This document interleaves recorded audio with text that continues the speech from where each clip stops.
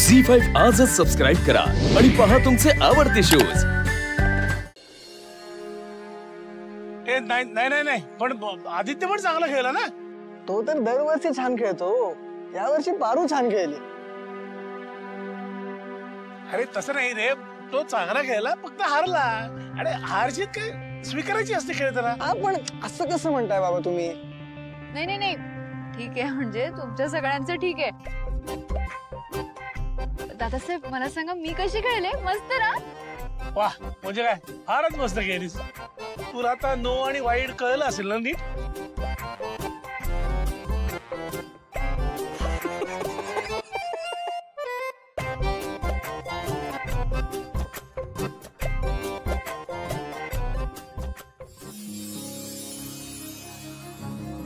पारू इकडे ये।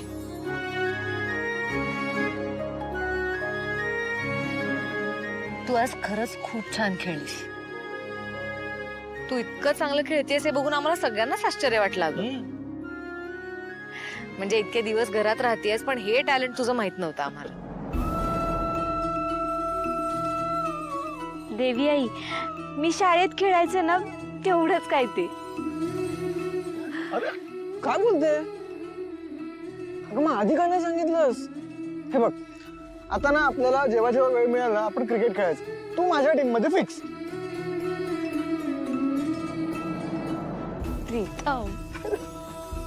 बरं चालतंय।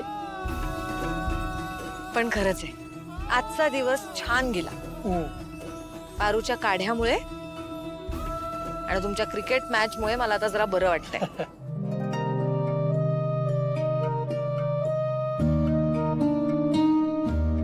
पण उद्याचा दिवस महत्वाचा आहे, हा त्यामुळे लवकर उठायचंय।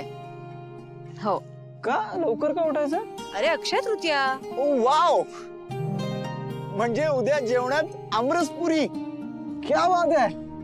हो आदित्य बाबा, उद्या आमरसपुरी बनणार। तुम्हाला खूप आवडते ना? म्हणजे काय? काय पारू, बनवायची ना आमरसपुरी?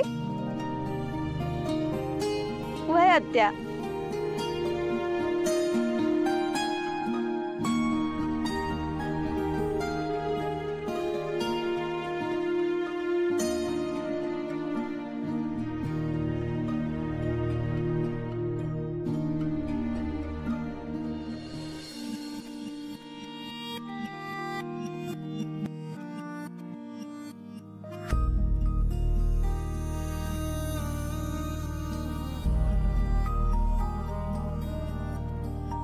भेटली तू पुन्हा, कानवी भासली तू मला सांगना।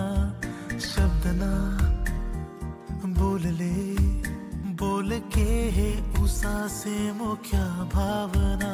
काहे होते असे आज माझ्या मना, ते तुझ्या सोबती एकटा मी पुन्हा। का असे गुंतडे ठाव नाही कोणा, कोणता खेळ हा कोणत्या या खोडा। अरे क्रिकेटर कुठे निघालीस? पारू तू तर ऑलराउंडर निघालीस का? आदित्य सर, सोडा ना माझा हात। अच्छा, आज माझ्या वेना।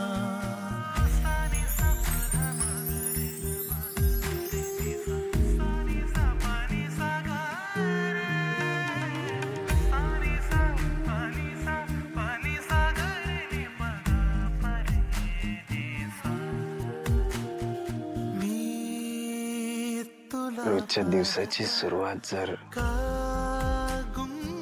असाच तुझा चेहरा बघून झाली तर किती गोड ना। छंद होई जसा आहे तू कोणती आहे मी कोणता, सोबतीने तुझा हे कळ। यापेक्षा बी गोड काय माहित आहे का? देवी आईने तुम्हाला बोलवलंय, पडदेशीवरून खाली या। पण मी काय म्हणतोय पारू, ऐक ना पारू।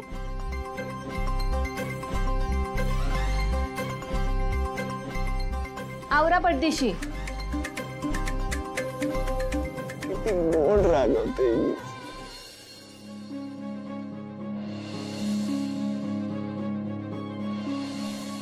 सोडा ना माझा हात.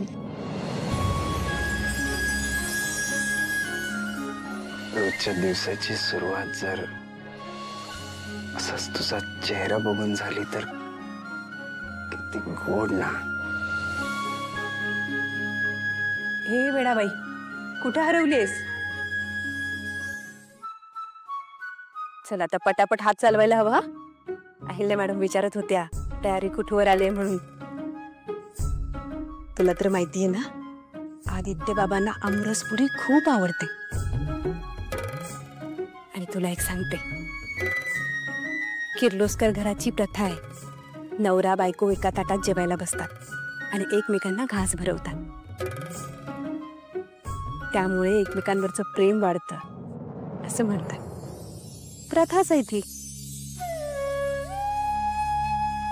हे बरोबर, मला सांग, तू आणि आदित्य बाबा एकाच ताटात जेवण करणार आहात ना? आई, म्हणजे मला वाटतं की तुम्ही पण ही प्रथा पार पाडायला हवी. काय वाटतं? आत्या, हे बघा, आम्ही असलं काय बी नाही करणार आहोत. आणि त्यांना कुठं माहित आहे की मी त्यांना माझा नवरा मानते, माझ्या गळ्यात त्यांच्या नावाचं मंगळसूत्र बांधते. फारुबाळा, मला तरी असं वाटतं की तू आदित्य बाबांना सगळं सांगायला हवंस. नाही आत्या, हे बघा, गडबड करू नका. ही येळ नाही सांगायची. म्हणजे आदित्य सरांना माझ्यावरच्या प्रेमाची जाणीव मनात न झाली, तसंच आमचं नातं पुढं जाऊन त्यांनी मनापासून मला बायको म्हणून स्वीकारायला पाहिजे.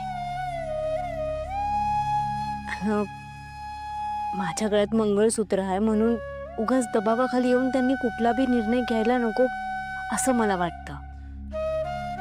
तुझं ना पारू काहीतरीच असतं.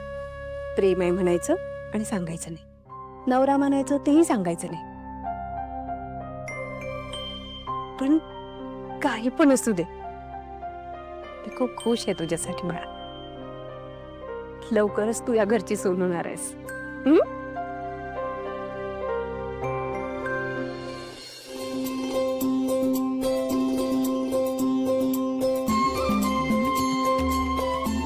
अरे वा, छान.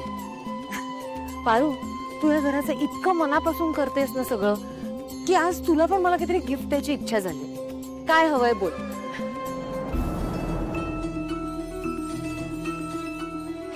अगं